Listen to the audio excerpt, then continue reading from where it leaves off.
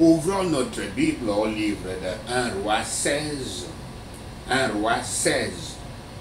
Chaos du règne impie. Ce chapitre se rapporte entièrement au royaume d'Israël et aux révolutions de ce royaume. Yahweh appelle toujours Israël son peuple, quoique misérablement corrompu. 1 roi 16, versets 1 à 14, les règnes de Baasha et Éla en Israël.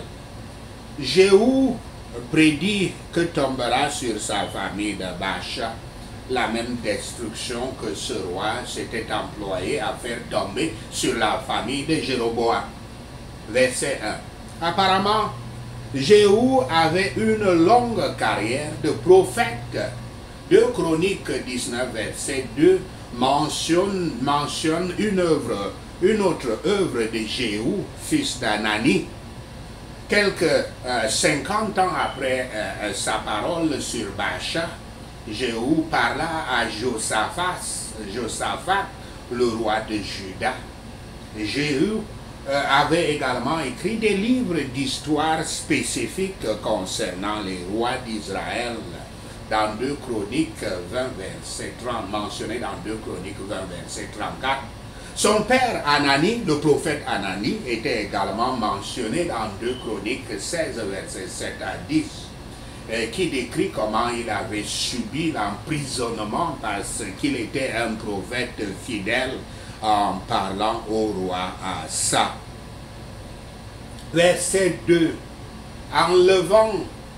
En élevant Baasha de la poussière pour gouverner Israël, Yahweh utilisa Baasha pour juger la maison de Jéroboam.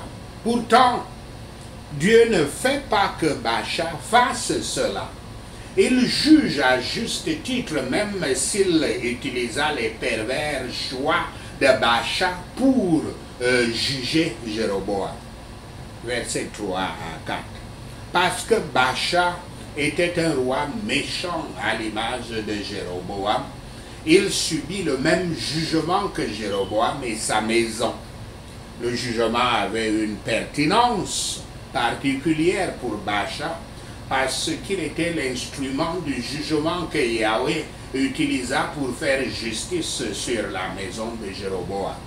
C'était une disgrâce particulière que votre cadavre soit profané et refusé et dénier une inhumation normale. Versets 8 à 10. Zimri, officier de l'armée d'Israël, assassina Éla, le roi Éla. Le roi Éla. Versets 11 à 12. Le meurtre de la maison d'un roi était une pratique. Tuer la famille d'un roi était une pratique courante dans le monde antique. Et c'était exactement ce que Baasha fit à la maison de Jéroboam. Il tua tous les descendants. Le traitement de David de la maison de Saul était une exception glorieuse donc à cette pratique courante. Ceux qui ressemblent aux autres dans leur péché peuvent s'attendre à les ressembler dans les fléaux qu'ils subissent, en particulier ceux qui semblent zélés contre de tels péchés dans d'autres, comme ils le permettent, ce qu'eux ils permettent à eux-mêmes. Baasha lui-même meurt en paix et est enterré avec honneur. Il apparaît clairement qu'il y a des punitions après la mort que l'on doit redouter le plus. Que le roi Éla soit un avertissement pour les ivrognes qui ne savent pas que la mort peut les surprendre. La mort vient facilement chez les hommes quand ils sont ivres. Outre les maladies auxquelles les hommes s'exposent en buvant, alors que dans cet état, les hommes sont facilement surmontés par un ennemi est passible de mauvais accidents. La mort vient facilement chez les hommes quand ils sont ivres. La mort vient terriblement sur les hommes dans un tel état, les trouvant dans l'acte du péché et incapables de tout acte de dévotion. Et ce jour-là leur vient sans le savoir. La parole de Dieu fut accomplie et les péchés de Baasha et d'Éla furent comptés, avec lesquels ils avaient provoqué Yahweh.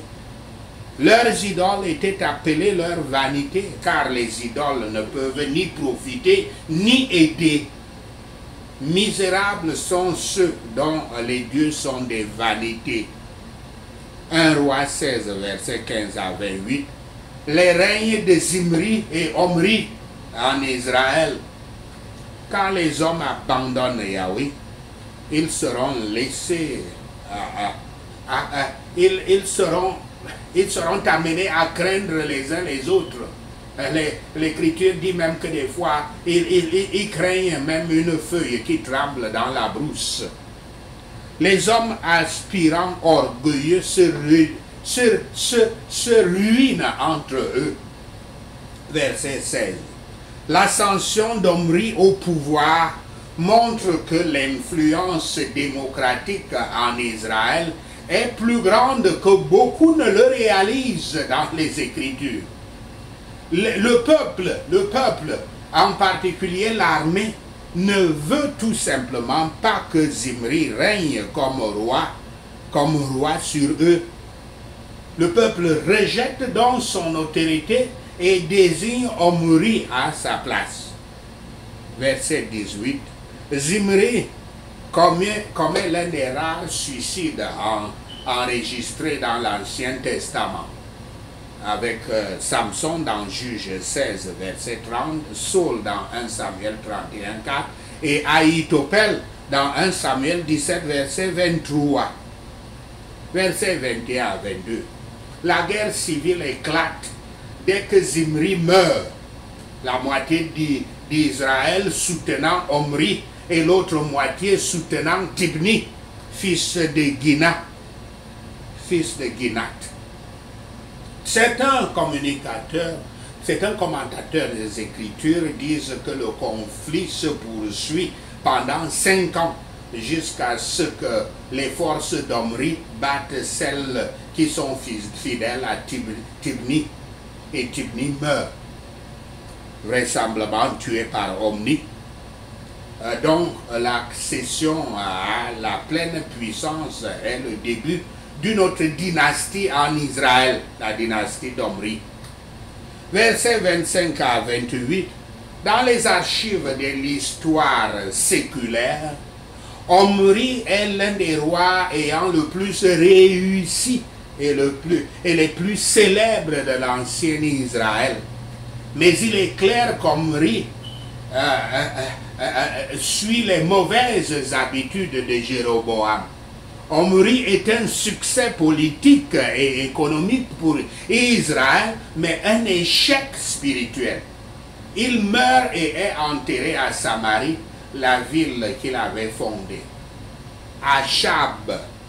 Achab succède à son père Omri. Omri avait lutté contre Tibni-Don pendant quelques années. Bien que nous ne comprenions pas toujours les règles par lesquelles Yahweh gouverne les nations et les individus dans sa providence, nous pouvons apprendre des leçons utiles de l'histoire dont nous sommes saisis. Lorsque les tyrans se succèdent, ainsi que les massacres, les conspirations et les guerres civiles, nous pouvons être sûrs que Yahweh a une controverse avec le peuple, avec les gens, à cause de leurs péchés. Ils sont fortement appelés à se repentir et à se réformer. Omri s'était rendu infâme par sa méchanceté. Beaucoup d'hommes méchants ont été des hommes de force et de renom et ont construit des villes et leurs noms se trouvent dans l'histoire, mais ils n'ont aucun nom dans le livre de la vie. 1 Roi 16, verset 29 à 34. La méchanceté d'Achab. Hiel reconstruit Jéricho. Verset 29 à 30. Alors que Asa règne pendant 41 ans à Juda, le royaume du sud, il y a 7 rois, l'un après l'autre, qui se succèdent au trône d'Israël, le royaume du nord. Le fils d'Omri, Achab en français, se distingue par le fait qu'il est pire que Jéroboam. Achab a fait le mal plus que tous ceux qui régnaient avant lui. Et il l'avait fait avec une inimitié particulière à la fois contre Yahweh et contre Israël. Il n'était pas content de rompre, il n'était pas content de violer le second commandement par le culte de l'image. Il viola le premier commandement en adorant d'autres dieux. Faire la lumière sur les péchés moindres donne place à une plus grande lumière.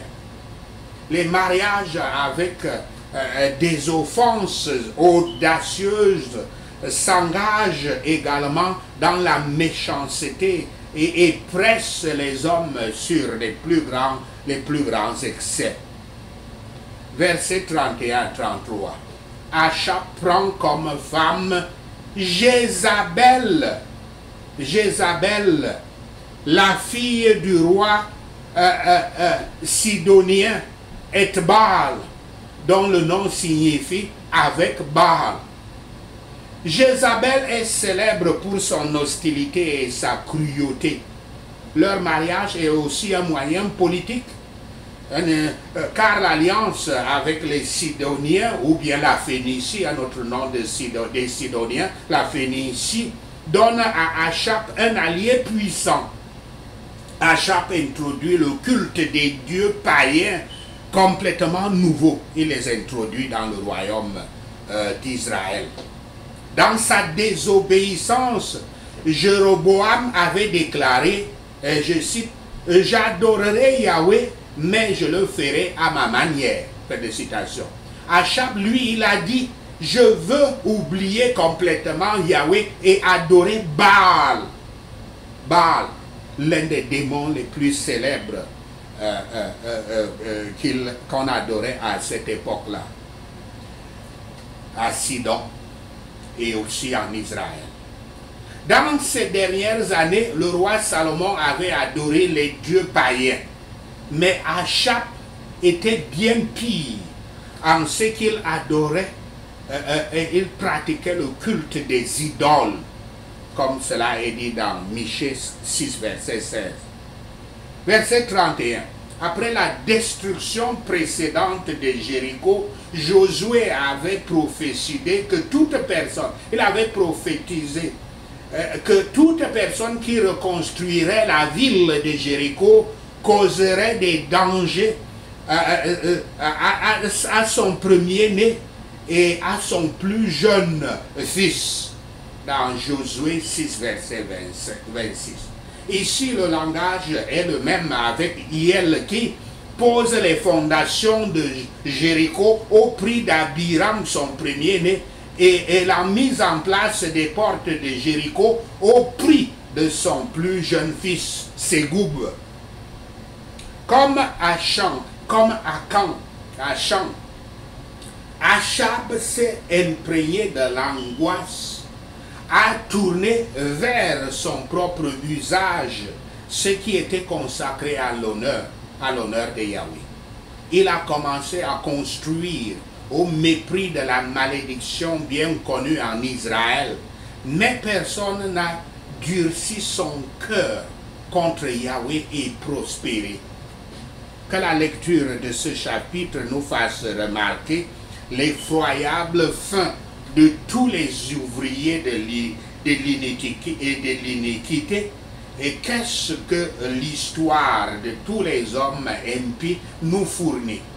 Qu'est-ce que l'histoire des hommes impies nous fournit? Sinon que, quel que soit le rang et ou la situation dans laquelle ils entrent en dehors,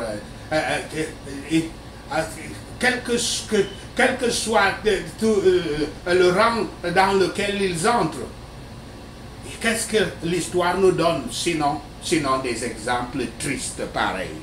Sachez cela et le Seigneur Yahweh vous bénira. Prenons ces points de prière. Même si moi et mes descendants sommes malheureusement corrompus, Père Yahweh, appelle-nous à ton service au nom de Yahshua le Messie. Père Yahweh, épargne-moi et mon descendant tout jugement de destruction au nom de Yahshua le Messie.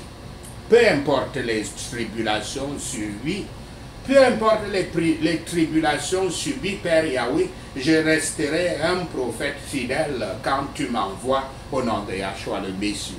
Seigneur Yahweh, retire-moi de la poussière pour me rendre roi et je ne t'abandonnerai jamais au nom de Yahshua le Messie. Parce que j'ai ressemblé aux autres dans leurs péchés, Seigneur Yahweh, ne me fais pas ressembler à eux dans les fléaux qu'ils souffrent au nom de Yahshua le Messie. Les péchés que je me permets, je ne serai pas zélé contre de tels péchés chez les autres au nom de Yahshua le Messie. Je ne me permets pas d'être ivre et la mort ne me viendra pas par surprise au nom de Yahshua le Messie. Père Yahweh, ne permet pas que le jour de ma mort me vienne par surprise au nom de Yahshua le Messie. Vous, ces vanités d'idoles qui ne peuvent pas profiter ou aider, je vous maudis et vous chasse de ma vie au nom de Yahshua le Messie. Tous ennemis orgueilleux aspirants, se glorifiant de ma chute, Père Yahweh, fais-les se ruiner l'un l'autre au nom de Yahshua le Messie.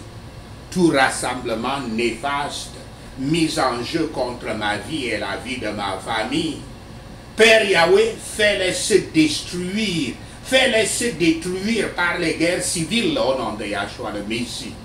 Père Yahweh, en me gardant sur le trône de ton service, fais que mes ennemis se détruisent et se succèdent l'un l'autre dans les tribulations au nom de Yahshua le Messie. Père Yahweh, épargne-moi les tribulations de l'esprit de Jézabel au nom de Yahshua le Messie. Toi, cet esprit de Jézabel, dans et autour de moi, je viens contre toi et je brise ta puissance par le feu du Saint-Esprit. Merci Seigneur, au nom de Yahshua le Messie, nous prions. Seigneur Yahweh, nous te remercions d'avoir entendu nos prières. Merci Seigneur pour tes réponses à notre prière. Père, nous te rendons gloire, nous te louons, nous t'adorons. Au nom de Yahshua le Messie, nous prions. Amen.